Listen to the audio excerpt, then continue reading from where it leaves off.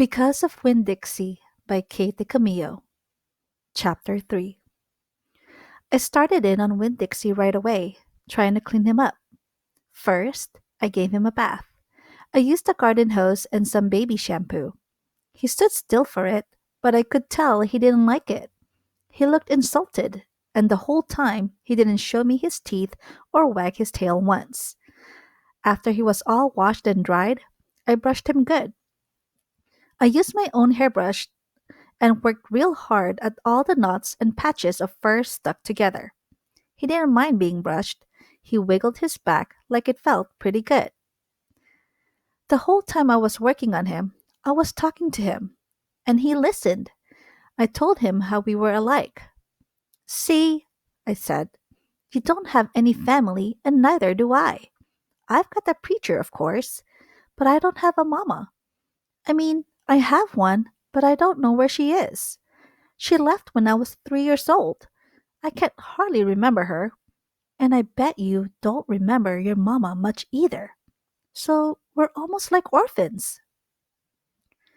Winn Dixie looked straight at me when I said that to him, like he was feeling relieved to finally have somebody understand his situation. I nodded my head at him and went on talking. I don't even have any friends because I had to leave them all behind when we moved here from Watley. Watley's up in North Florida.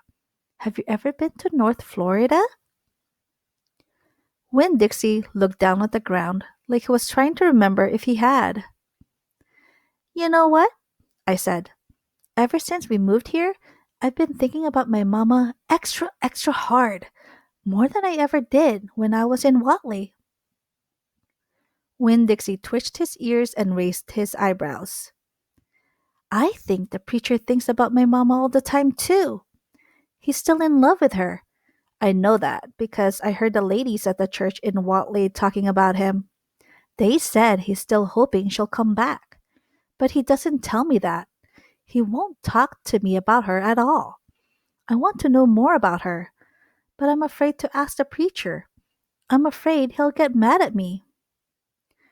Winn Dixie looked at me hard, like he was trying to say something. What? I said. He stared at me. You think I should make the preacher tell me about her? Winn Dixie looked at me so hard, he sneezed. I'll think about it, I said. When I was done working on him, Winn Dixie looked a whole lot better. He still had his bald spots, but the fur that he had have cleaned up nice. It was all shiny and soft.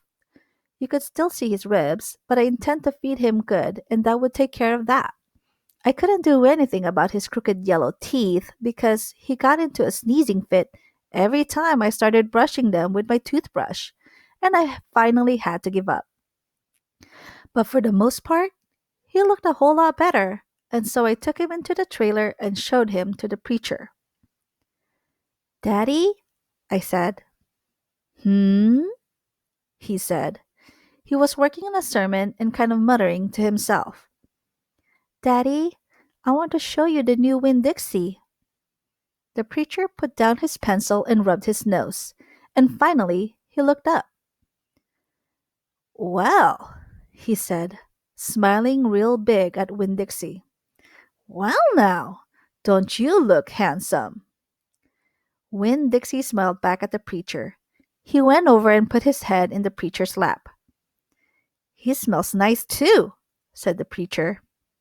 He rubbed Winn Dixie's head and looked into his eyes. Daddy, I said, real quick before I lost all my nerve. I've been talking to Winn Dixie.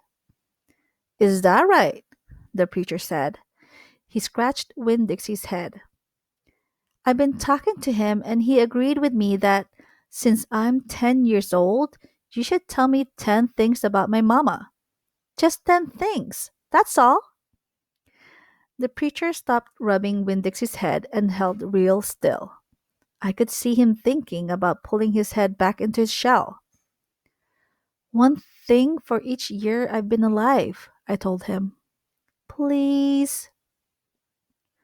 Winn Dixie looked up at the preacher and kind of gave him a nudge with his nose. The preacher sighed. he said to Winn Dixie. I should have guessed you were going to be trouble. Then he looked at me. Come on, Noble, he said. Sit down, and I will tell you 10 things about your mama. Chapter 4. 1, said the preacher. We were sitting on the couch and Winn Dixie was sitting between us.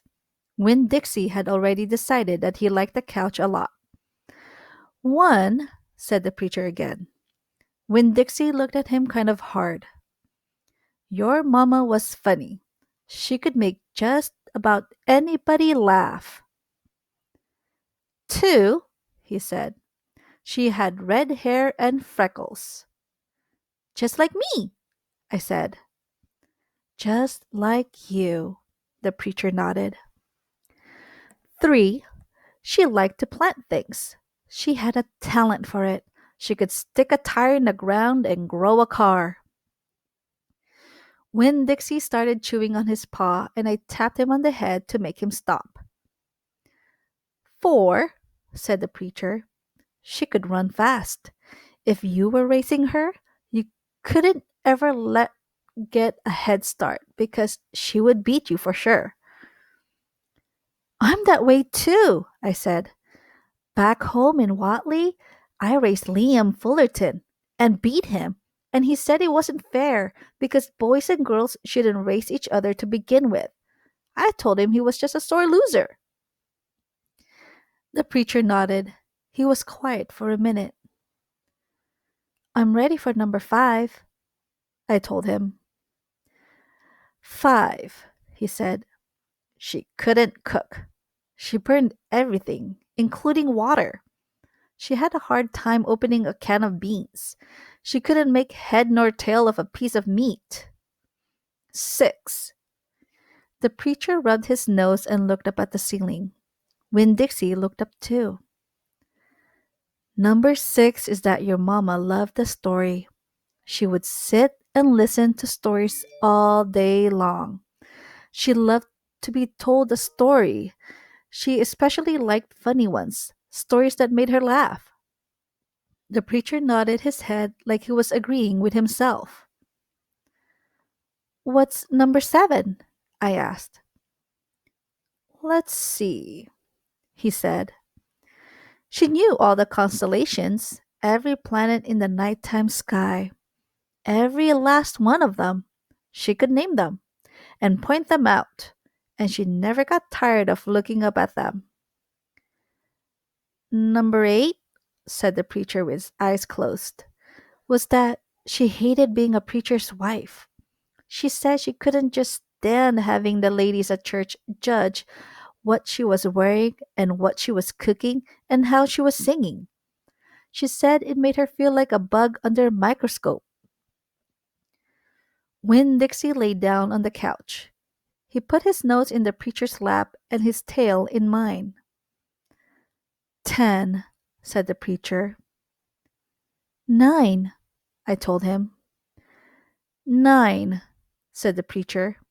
She drank. She drank beer and whiskey and wine. Sometimes she couldn't stop drinking. And that made me and your mama fight quite a bit.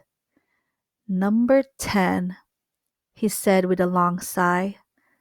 Number 10 is that your mama loved you.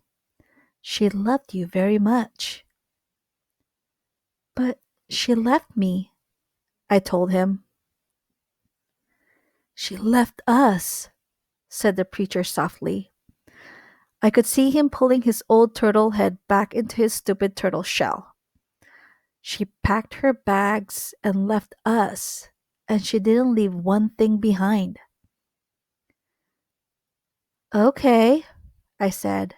I got up off the couch. Winn Dixie hopped off too. Thank you for telling me, I said. I went right back to my room and wrote down all 10 things that the preacher had told me. I wrote them down just the way he said them to me so that I wouldn't forget them. And then I read them out loud to Winn Dixie until I had them memorized. I wanted to know those 10 things inside and out. That way, if my mama ever came back, I could recognize her, and I would be able to grab her and hold on to her tight and not let her get away from me again. End of chapter 4.